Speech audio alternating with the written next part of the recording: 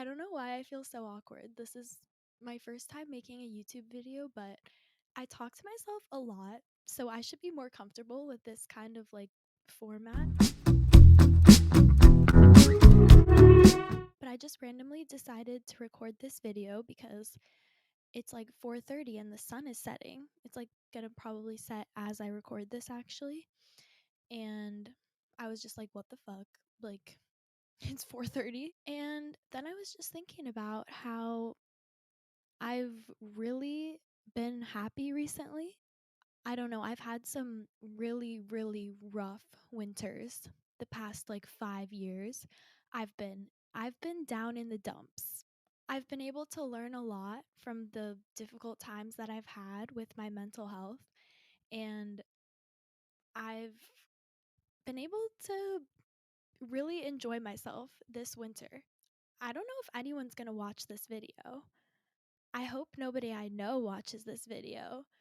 But at least for myself, I just wanted to share some of the things that I've learned that have made winter bearable. I've just come so far, and I just felt like I should document and I felt like I should share.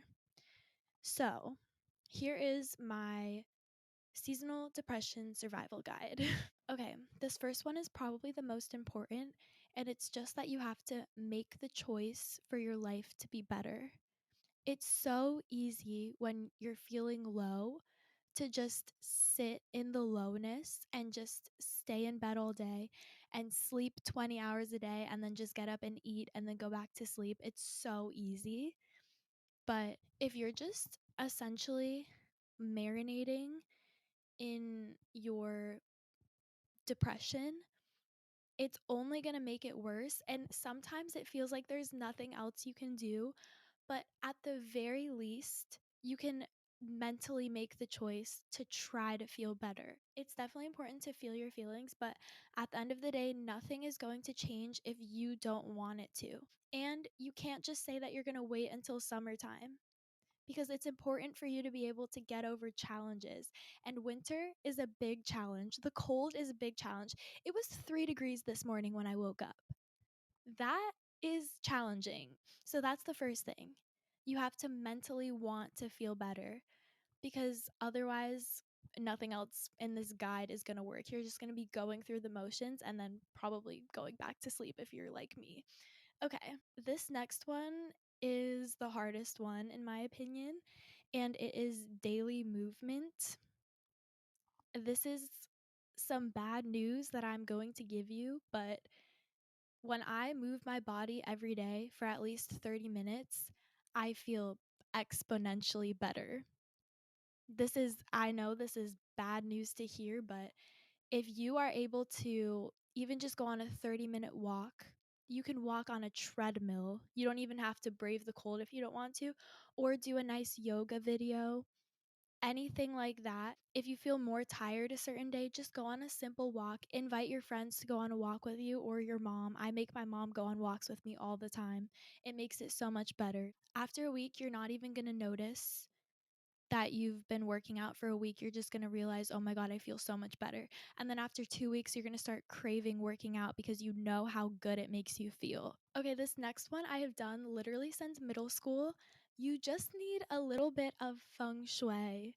I don't know if this is like real ancient Chinese methods, but it's it's a thing that I've heard. You move your furniture around, there's just like a shift, and it's kind of like a more positive shift.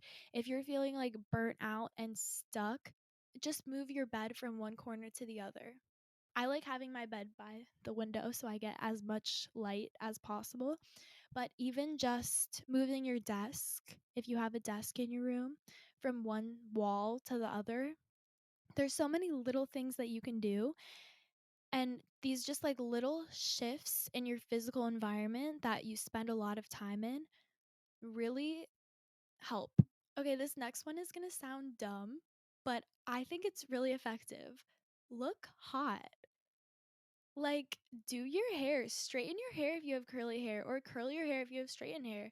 Like, do your makeup, self tan. If you are pale, okay, don't judge me. if you're not pale, because if you're not pale, you just don't get it. But if you're pale, the worst thing for your winter uglies is going to be your paleness. Self tan, it's so nice. It makes me feel so good. And your friends might judge you. My friends judge me for it, but let them judge. You're going to look good and you're going to feel good. And it kind of, in a way, tricks your brain into thinking it's summer. So that's my advice, self tan. I'm kind of a self tan connoisseur. I've tried like 7 different kinds, and I would say the best kind is Coco and Eve or Bondi Sands. And they're both about $30, I want to say, but it's worth it. You don't want to buy like a $10 or $15 bottle of self tanner. It's not even worth it. You might as well be buying orange paint. If you're going to DIY self tan, it needs to be good quality because I have had some fails. The last one is screen time. And it's not going to be what you think. I'm not going to tell you that you should just not go on your phone or your computer or whatever and just like stay away from the internet totally, because the truth is that's just not realistic. At least for me, when I'm feeling my worst, I just feel like I have to isolate myself. There's no way I could like go out and like pursue a hobby or like pick up crocheting or do anything else with my free time other than just lie there and have a device in my hand. Like, genuinely, when I'm in this state, I'm not capable of doing anything else. So, I'm not going to say that you need to get off your phone. But I am going to say that you could be more intentional with how you use it. I actually have in my notes app a list of things that I can do that won't completely rot my brain or make me feel bad about myself when I'm like comparing myself to beautiful people on social media. And this list of things, I can still do it while I'm just holding my phone in my hand or just have my laptop open. I can do all of this stuff laying in bed, but it's more of a creative and productive use of my time. The final last element I have to what has truly been able to like transform my mindset and make me feel okay is the 10% rule. If you're feeling like you're at a 0%, you're the lowest of the low, nothing can get you out of bed, you feel terrible, think about something that could just make you 10% better. You don't need to just snap your fingers and become like a whole person again who's like really happy. You don't need to do that. Just think, what's one small thing I can do to make myself 10% better? Maybe it's taking a shower or drinking a glass of water or making yourself a meal. Maybe it's doing literally a 5-minute yoga YouTube video. Something so, so small. Maybe just picking up your room for 5 minutes, calling your grandma. If you just do one of these things, listen to your body and realize, oh, I don't feel like a 0% anymore. Now I feel like a 10%. And maybe you can use that 10% energy to do one more thing. Maybe you just picked up your room for 5 minutes. Maybe now you have some space in your room. Maybe you can do a yoga workout video for 5 minutes. And hey, now you're at a 20%. And you're a little hungry, so maybe you're going to cook yourself a meal now, and just like that you're at a 30% and you're filling your own cup and you're making yourself feel so much better, because that should be your whole goal. Like, I'm just coming to the conclusion that the point of your life is just to feel good. Do things that you know will feel good, even if your depressed brain is telling you that it's too hard and you shouldn't do it and you're too tired and whatever. Make yourself do it. Because when you fill your own cup, that's when you can be able to fill other people's cups too. And that's I think that's just what defines humanity and good people. So make yourself feel better. You deserve it too. I guess I want to end this video by just saying I'm just imagining myself the past few winters, and I just want to say that if you feel terrible right now, this feeling will pass.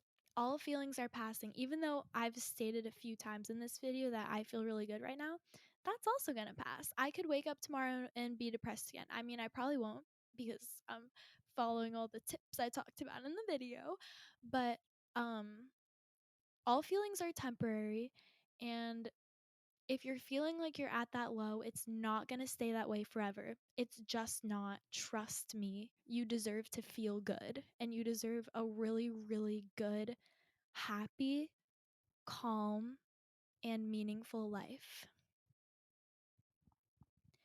And I guess that's all I have to say. I'll catch you in the next video if I make one.